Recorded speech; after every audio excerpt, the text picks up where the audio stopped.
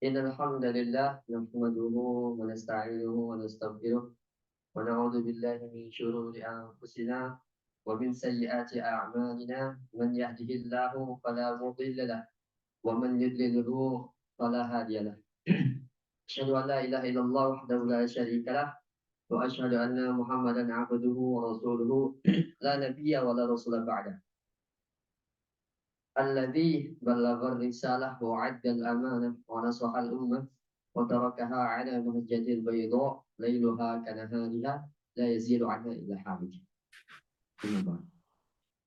Pertama-tama marilah kita panjatkan puja dan puji syukur kita kepada Allah Subhanahu wa taala karena Allah memberikan kita banyak sekali kenikmatan pada pagi hari ini. Mulai dari kita dibangunkannya dari saudara kematian. Apa itu? Yaitu tidur. Maka seringan-ringannya kita bersyukur dengan mengucapkan Alhamdulillahirabbil alamin. Ya. Separipurnanya kita bersyukur yaitu menjalankan segala perintah dan menjauhi segala larangan Allah Subhanahu wa taala. Baik yang mudah bangga semua, pada pagi hari ini izinkan saya di sini disclaimer dulu ya.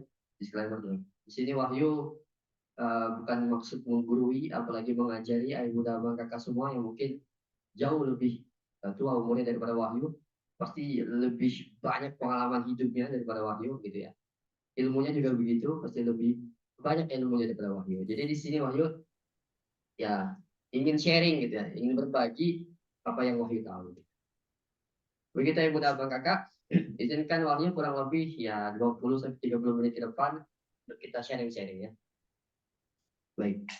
Pada pagi hari ini tak banyak yang ingin Wahyu sharingkan, mungkin terkait ada 5 hal yang bisa kita lakukan di waktu-waktu luang kita. Nah, ibu dan bapak semua, teman-teman para santri, ya di kehidupan kita sehari-hari, ya satu hari itu ada berapa jam sih? Ada berapa? 24 jam. Nah, dari 24 jam itu ada nggak sih waktu luang kita? Ada. Banyak nggak? Banyak. Dimulai mungkin dari para santri, ya ibu dan bapak kakak yang bangun tidur mungkin jam 2 pagi gitu. Habis itu ngantri mandi kalau mas santri. Nah, ngantri mandi itu waktu luang nggak sih? Waktu luang. Entah itu 5 sampai 10 menit ya kan. Kan kamar mandi cuma 4 gitu ya kalau yang di asrama. Kalau di sini ada 4, ada 2 gitu ya ada. Nah, di Salman ada 4 juga. Jadi bisa ngantri. Jadi ngantri mandi itu waktu luang ya bang semua. Kemudian ketika santri itu mau makan ngantri lagi. Waktu luang juga nggak itu? Waktu luang. Nah, kemudian bunda abang kakak mungkin sebelum berangkat kerja gitu, ya ada waktu luang nggak mesti? Ada waktu luang gitu ya. Ya mungkin kita tuh betul-betul padat dari menit ke menit, dari detik ke detik itu ada pekerjaan terus. Mesti ada waktu senggang kita, waktu luang kita. Ya. Kemudian apalagi? Kalau dari santri jadi ngantri makan, ngantri mandi, apalagi? Misalkan habis piket sore pasti ada waktu luang gitu, habis mandi nggak tahu mau ngapain nih kan ke masjid, ada waktu luang tuh kan pasti ada 10 sampai 20 menit ada lah waktu luang. Ya buat buat abang kakak pasti ada waktu luangnya gitu, nggak mungkin sesibuk itu gitu kan. Boleh sesibuk itu, pasti ada waktu luangnya. Jadi ada 2 hal yang sering manusia lalaikan ya bunda abang kakak semua, yaitu nikmat sehat dan waktu luang. Pasti setidaknya di sini ada 5 hal yang bisa kita lakukan waktu luang kita.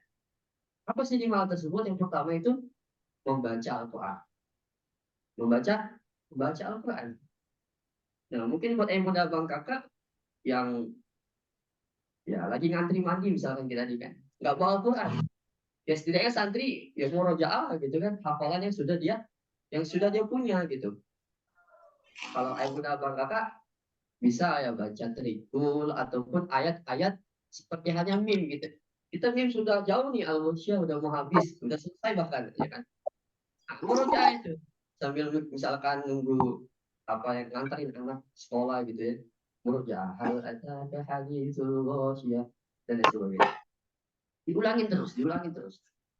Membaca Al-Quran.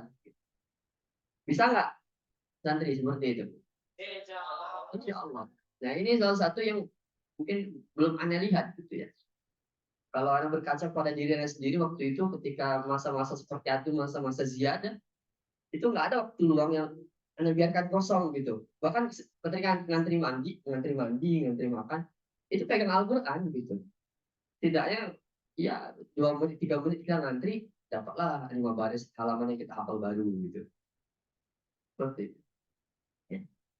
Jadi nggak ada waktu tersia-sia, ibu dan bapak kakak semua, teman-teman para santri. Ya, Pak, sebagaimana yang kita tahu, gitu ya. Satu huruf kita baca Al-Quran, berapa kebaikan yang kita dapat? Itu kebaikan yang kita dapat. Jadi bukan alif lam mim itu satu huruf, melainkan alif satu huruf, lam satu huruf, dan mim satu huruf. Ada berapa kebaikan di sini? 3, ya. 3 kali 10, 20 kebaikan. Ketika kita baca Bismillahirrahmanirrahim, ada berapa huruf tersebut di kata Bismillah? 19 huruf. Kali 10 kebaikan, udah 190 kebaikan yang ayah bunda abang kakak dapatkan.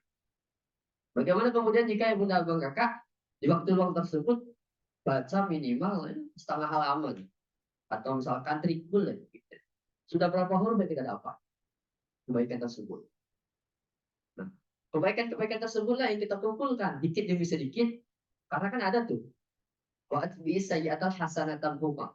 Jadi iringilah perbuatan buruk kita dengan perbuatan baik yang mungkin kita belum bisa menghapuskan dosa-dosa kita ya. Mungkin kita nggak tahu Allah bakal menghapuskan dosa-dosa kita atau enggak. Setidaknya di situ kita iringi perbuatan buruk kita dengan kebaikan-kebaikan. Jadi ketika nanti di akhirat ditimbang tuh amal keburukannya, ya jauh lebih berat amal kebaikannya setidaknya di situ tuh. Walaupun amal keburukannya banyak gitu ya, tapi lebih banyak lagi amal kebaikannya sehingga di timbangan itu lebih berat amal kebaikan. Ya. Sebagaimana dalam hadis dikatakan, hadis riwayat Ahmad, Iqra'ul Quran fa innahu ya'ti syafi'an yaumal qiyamah li ashabi. Yang artinya baca Al-Quran. Ya, sebab ia akan memberikan syafaat pada hari kiamat kepada pemilik atau yang membaca. Hadis riwayat Ahmad. Ya. Apa kata Rasul dalam hadisnya? Bacalah Al-Quran, dia akan memberikan syafaat. Adapun yang sering kita berdoa gitu ya, Allahumma ja'alil Qur'ana hujjatan lana yaumal qiyamah. Yang mungkin sering antum dengar kalau anak jadi imam gitu ya. Allahumma ja'alil Qur'ana hujjatan lana yaumal qiyamah. Jadi kita berdoa kepada Allah meminta agar Al-Quran ini menjadi hujjah, syafaat kita di hari kiamat. Wala taj'alil Qur'ana hujjatan alaina. Kan Al-Quran itu menjadi penuntut kita di hari kiamat.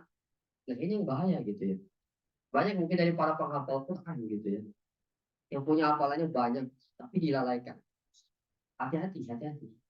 Ini akan berbalik pada diri gitu, pada diri kita semua gitu. Bukan menjadi syafaat di hari kiamat, tapi malah jadi kebalik gitu ya. Jadi penuntut di hari kiamat.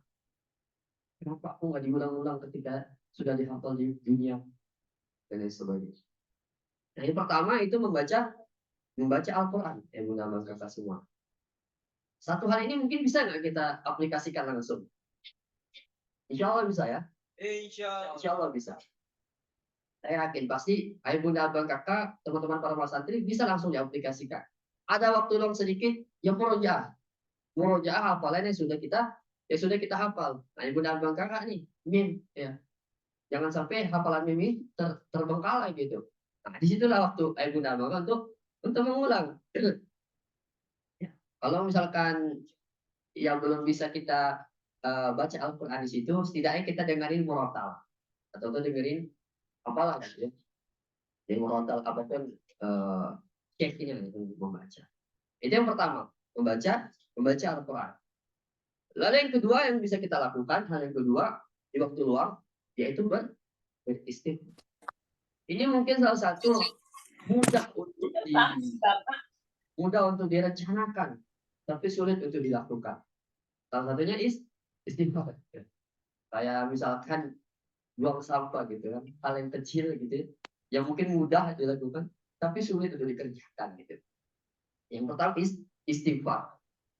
Jadi banyak sekali keajaiban-keajaiban istighfar. Mungkin teman-teman para santri Bunda Bangka sudah pernah mendengar kisahnya. Masih ingat dengan kisah Imam Ahmad dan sang penjual roti? Masih. Jadi mungkin di sini saya ingin bercerita sedikit ya terkait keajaiban istighfar biar kita sama-sama bisa mengambil hikmah gitu ya. Jadi seorang Imam Ahmad bin Hambal, beliau nggak tahu kenapa tiba-tiba hatinya itu pengen ke Baghdad, ke Basra ya. Di sini dikatakan menuju ke Basra gitu ya. Nah, beliau tidak punya janji kepada siapapun. Nggak punya pula hajat gitu ya, keinginan buat pergi ke Basra. Tapi akhirnya beliau pergi ke Basra sendirian. Setibanya di sana, gitu kan, di Basra, itu waktu itu sholat isya gitu, sholat isya. Dan kemudian beliau ikut melaksanakan sholat berjamaah sholat isya. Sholat isya berjamaah, setelah selesai sholat isya, biasa kalau seorang syekh gitu kan pasti merasakan ketenangan ketika setelah melaksanakan sholat. Dan setelah melaksanakan sholat, akhirnya beliau ingin istirahat di masjid, tapi menunggu jamaah habis zikir, doa, kemudian sholat sunnah, kemudian pergi keluar. Gitu. Akhirnya sepi di masjid, kecuali warpot gitu kan. Akhirnya disamperin lah. Warpot ini menghampiri seorang Imam Ahmad bin Hambal. Kemudian ditanya, apa yang ingin kau lakukan Syekh? Gitu kan. Istirahat. Aku seorang musafir. Terus kata warpotnya apa? Sambil di situ tuh dikatakan sambil kayak mendorong gitu. Dilarang gitu. Gak boleh, gak boleh, gak boleh. Akhirnya Imam Ahmad keluar kan. Ya udah, saya ingin tidur di teras masjid ya katanya. Sama warpot masjidnya tuh apa? Gak boleh juga. Didorong tuh sampai ke jalanan baik gitu. Karena si orang marbot tadi nggak tahu kalau yang didorongnya seorang Imam Ahmad bin Hambal, seorang ahli fikih dan hadis. Nggak tahu. Kalau tahu cuma saya deh. Dan masa panik lah Mas Andra, ya kan. Akhirnya di sebelah masjid tersebut ada toko roti. Dan di situ sang pembuat roti lagi bikin adonan. Melihat kejadian tersebut, akhirnya ini dipanggil lah. Mari chef, engkau boleh tidur di tempatku walaupun tempatku kecil. Jika cerita akhirnya si Imam Ahmad bin Hambal masuk ke dalam rumah sang penjual roti. Ketika itu Imam Ahmad duduk di belakang, tepat di belakang si penjual roti tersebut, si tukang roti tersebut. Imam Ahmad ini bertanya, mungkin bertanya sedikit lah gitu kan, mungkin nanya siapa namanya, apa kabar dan sebagainya. Nah di situ si tukang roti tersebut masih fokus dengan donannya sambil beristirahat. Ya, namanya buat roti kan pasti pakai adonan, ya, bikin adonan. Salah satu bahannya pakai telur, garam. Ketika memecahkan telur, astagfirullah. Ketika dia menuangkan garam, satu butir, astagfirullah. Misalkan 10 butir, semua. Jadi tak lepas dengan kata istighfar. Akhirnya Imam Ahmad tanya kepada si penjual si tukang roti tersebut, sudah berapa lama kau lakukan ini? Lalu si tukang roti tersebut menjawab, aku sudah 30 tahun. Jadi selama 30 tahun dia rutin melakukan hal tersebut. Jadi membuat adonan sambil beristighfar. Lalu bertanya lagi sama Imam Ahmad, sudah apa saja yang sudah kau dapatkan dari yang kau lakukan ini? Jadi apa aja yang dia udah dapatkan dari wasilah istighfarnya? Itulah saya kalau bisa si tukang roti dari Imam Ahmad bin Hanbal. Lalu dia bilang, alhamdulillah katanya. Dari semua yang kuinginkan Allah kabulkan. Semua yang dia inginkan Allah kabulkan dengan wasiat tersebut. Kecuali satu. Ya, kecuali itu. Ia ingin bertemu dengan Imam bin Hambal. Dan di sini dikatakan dalam kisah tersebut, ya, Masya Allah. Allahu Akbar, kata Imam Ahmad bin Hanbal. Ya, mengucapkan takbir ketika mendengar, sontak mendengar perkataan dari si tukang roti tersebut. Gitu. Allahu Akbar katanya. Allah telah mendatangkan saya jauh dari Baghdad ya, pergi ke Basrah dan bahkan sampai didorong oleh marbot masjid gitu ya sampai ke jalanan. Ternyata karena istighfar dan doa ini. Penjual roti tersebut terkejut seketika lalu memuji Allah. Itu orang-orang soleh itu. Ketika dia mendapatkan sesuatu yang dia inginkan, pasti yang pertama adalah Alhamdulillah. Ya. Langsung memeluk dan mencium tangan Imam Ahmad bin Hanbal ketika itu. Ya. Nah, kisah inilah ya salah satu wasilah istighfar teman-teman semua. Ya, dalam hadis dikatakan di sini hadis dari Ahmad dari Ibnu Abbas. Hadis dari Ahmad dari Ibnu Abbas. Man aktsara manil istighfar ja'alallahu lahu min kulli hiya faraja wa min kulli dhayyiq makhraja warzuqhu min haitsu la yahtasib. Yang artinya barang siapa yang memperbanyak istighfar, niscaya Allah memberikan jalan keluar bagi setiap kesedihannya, bagi setiap masalahnya. Apa itu masalah? Kelapangan untuk setiap kesempitan dan rezeki dari arah yang tidak disangka-sangka. Dan salah satu yang didapatkan oleh si tukang roti tadi adalah rezeki yang tidak disangka-sangka. Nah, istighfar inilah yang bisa kita aplikasikan ayah bunda abang kakak teman-teman para mahasantri. Kita sudah membuat komitmen kan, satu harinya berapa? 1.000. Kalau boleh saran ayah bunda abang kakak teman-teman para mahasantri agar lebih mudah di dalam 1.000. Jadi kita biar enak nih. Caranya adalah dalam satu hari itu ada berapa waktu? Ada 5 waktu. Subuh, zuhur, asar, maghrib, dan isya. Nah, kalau anak sendiri mengaplikasikannya, setiap habis sholat minimal istighfar 200 kali. Jadi habis sholat itu benar-benar ya udah di situ. Setelah istighfar 200 kali baru kita melakukan kegiatan lanjutan kita. Melanjutkan kegiatan kita. Jadi seperti itu. 200 per habis sholat. Jadi kalau 200 per habis sholat berapa tuh? 200 kali 5 ya 1.000. Tapi kalau misalkan belum mampu 1.000, nggak apa-apa ya bunda bangka. Mulai dari 20 kali aja. Setiap habis sholat, ya coba aplikasikan 20 kali istighfar. Jadi 20 kali 5 ada 100 kali. Coba aplikasikan ya 100 kali istighfar ini rutin ya. 40 hari aja. Kemudian kalau misalnya udah rutin, naikkan jadi 1.000 gitu. 10.000, 100.000, atau 1 juta istighfar. Masya Allah. Ya. Jadi, bunda abang kakak, di waktu-waktu luang kita, ketika kita mungkin nggak bisa baca Al-Quran, disitulah kita istighfar. Kan ada 2 kalimat. Kalimat tadi yang khafifah tadi. Yang dia tuh berat di timbangan, tapi mudah diucapkan.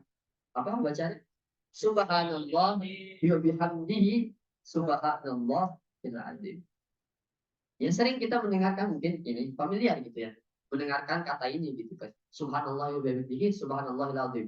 Tapi sulit untuk dilakukan secara konsisten istiqomah. Mungkin sehari 2 hari kita masih rutin itu baca.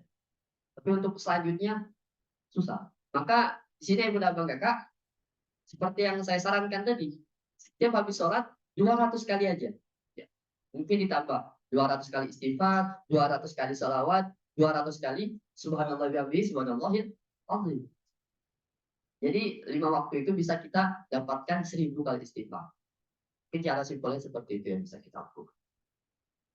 Nah, salah satu apa namanya wasilah istighfar ya. Seperti yang tadi banyak sekali keajaiban-keajaiban yang akan didapat. Mungkin di sini teman-teman ya para SOD SPA, ibu dan abang kakak pernah lah mungkin mengalami 1-2 kejadian yang luar biasa yang di luar nurul gitu, di luar nalar ya, di luar fikri gitu, nggak masuk fikri. Mungkin pernah mengalami kejadian tersebut. Wasilah istighfar. Dalam Al-Quran juga disebutkan dalam Quran surat Nuh ayat 10 dikatakan di situ Faqultu astaghfiru rabbakum innahu kana ghaffara. Yang artinya mohonlah ampun kepada Tuhanmu, sesungguhnya Dia Maha Pengampun. Allah Maha Pengampun. Di sisi lain kita memanfaatkan waktu luang kita, tapi di sisi lain banyak manfaat, ya, fadilah-fadilah yang kita dapat dari istighfar. Coba kita aplikasikan yang mudah Bang Kakak. Mulai dari hari ini, mulai dari detik ini, habis kajian satu doa ini, coba kita 200 kali istighfar. Nanti habis zuhur, habis sholat, 2 kali istighfar. Ya, itu dalam Quran surat 6. Jadi wasilah istighfar itu dapat mengampunkan dosa-dosa kita. Astagfirullahaladzim. Astagfirullah artinya apa? Astagfirullah. Astagfirullah. Saya mohon ampun. Kemudian yang mudah Bang Kakak, itu yang kedua, beristighfar. Lalu hal yang ketiga yaitu berzikir. Berzikir. Karena berzikir ini akan mendatangkan ketenangan buat orang-orang yang beriman. Bukan buat orang-orang yang beriman saja. Orang-orang biasa juga. Dalam Al-Quran disebutkan surat Ar-Ra'd. Ya. Yang berbunyi alladzina amanu wa tatma'innu qulubuhum bi dzikrillah. Ala bi dzikrillah tatma'innul qulub. Gimana, tenang nggak? Ya artinya itu orang-orang yang beriman gitu ya. Alladzina amanu wa tatma'innu. Hanya dengan mengingat Allah, qulubuhum bi dzikrillah, hatinya akan menjadi tenang, wa tatma'innu. Kata Nabi. Ala bidzikrillah kata Allah.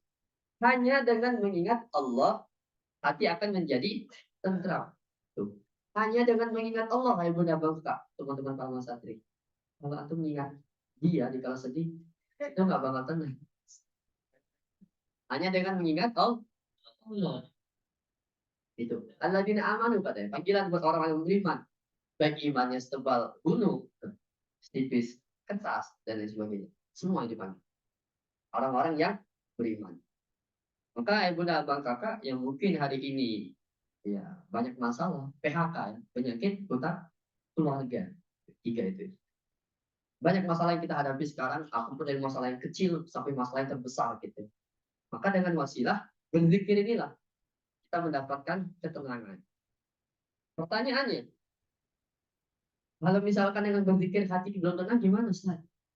Gimana Abang? Gimana Mas? Gimana Bang?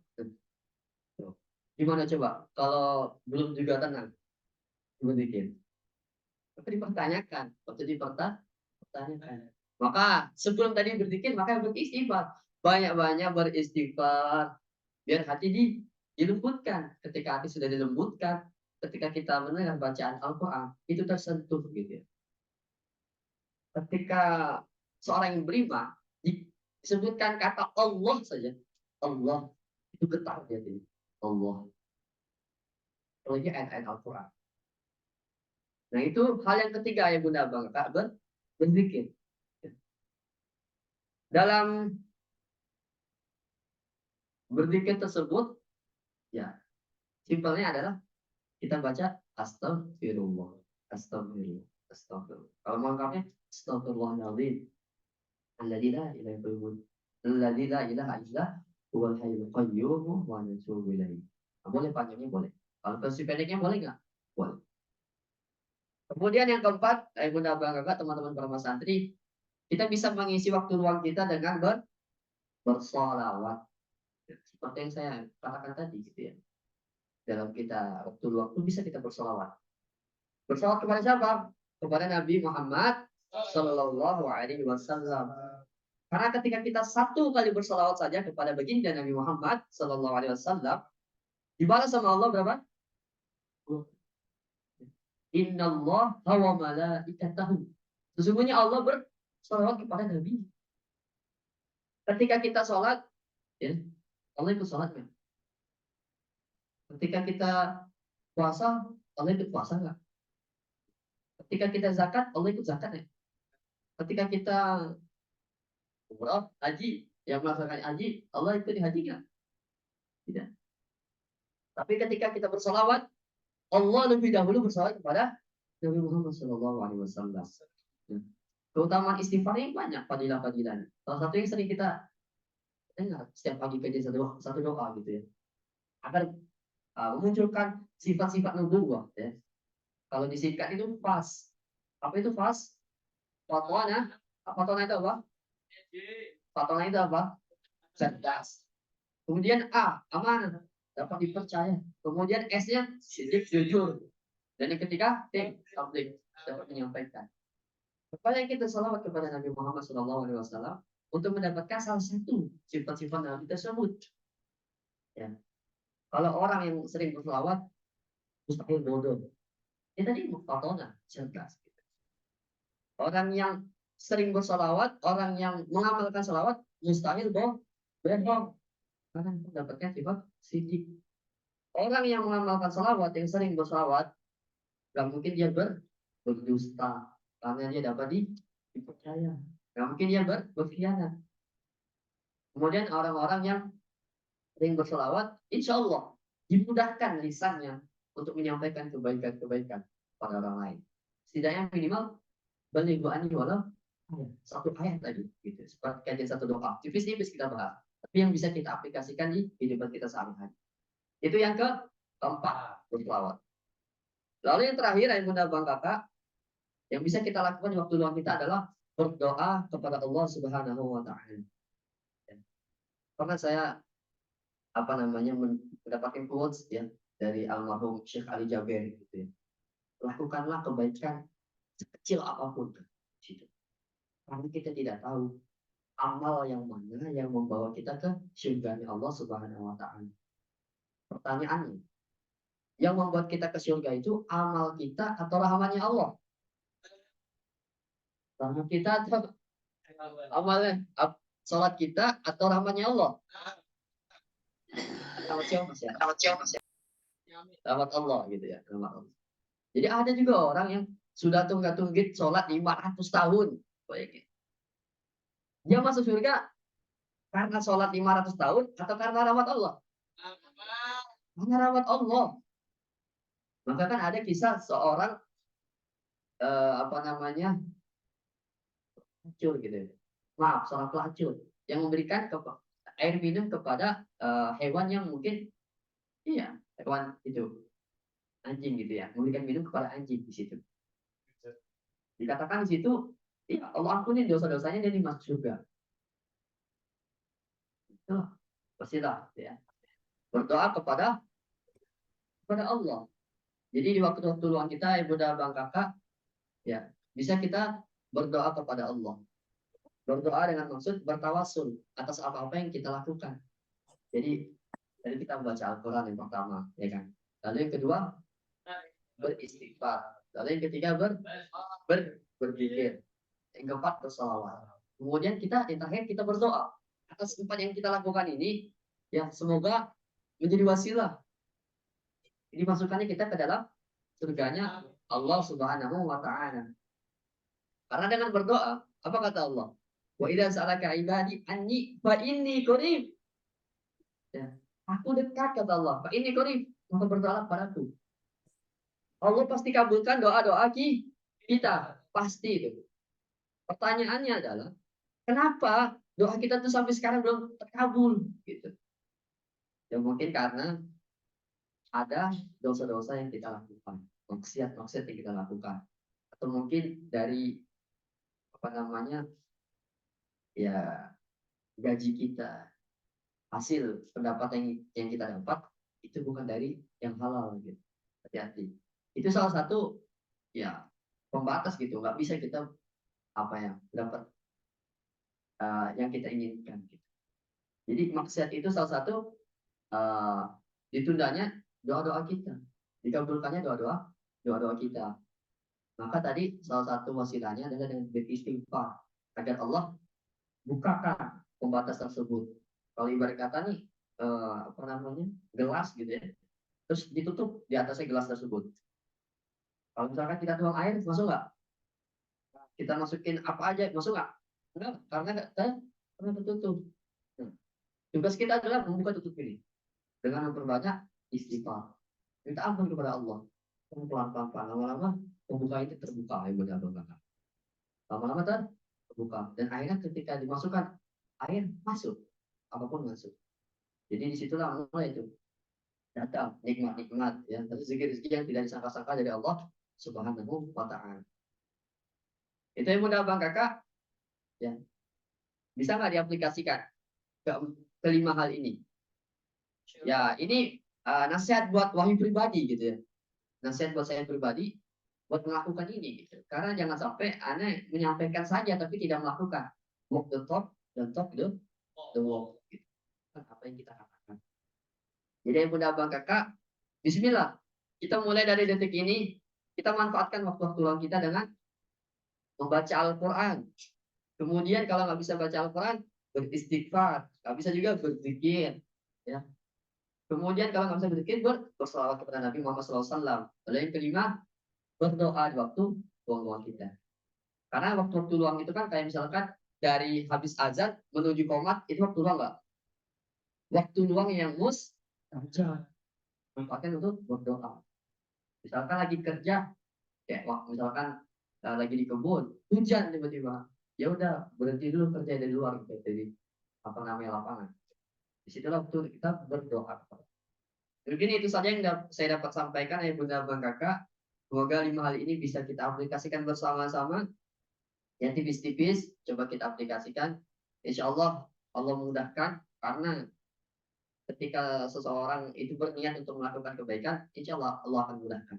Pasti tapi ada tantangannya. Tantangannya apa? Istiqomah konsisten. Ya, Allah lebih mencintai amal yang konsisten, amal yang kecil tapi konsisten atau istiqomah daripada hal yang besar tapi cuma 1 kali seminggu dilakukan. Begitu ya Bunda Bang Kakak, kurang lebihnya mohon maaf. Apabila Ibu dan Bang Kakak dapat hikmah, dapat pelajaran, itu pasti dari Allah Subhanahu wa Ta'ala. Ya, adapun kesalahan, ya, keliru dalam penyampaian, itu pure dari wahyu pribadi. Ya, segemuk-gemuknya ikan pasti ada tulangnya. Sekurus-kurusnya ikan pasti ada dagingnya. Ambil yang baik, buang yang buruk. Aplikasikan yang baik, buang yang buruknya. Syukran, Pak Hadam ini. Terima kasih Bunda Bang Kakak atas perhatiannya. Wahyu izin pamit undur diri. Wassalamualaikum warahmatullahi wabarakatuh. Waalaikumsalam warahmatullahi wabarakatuh. Jazakallah khairan untuk Ustadz Wahyu yang tadi sudah menyampaikan tausiah. Vivi mohon izin untuk membacakan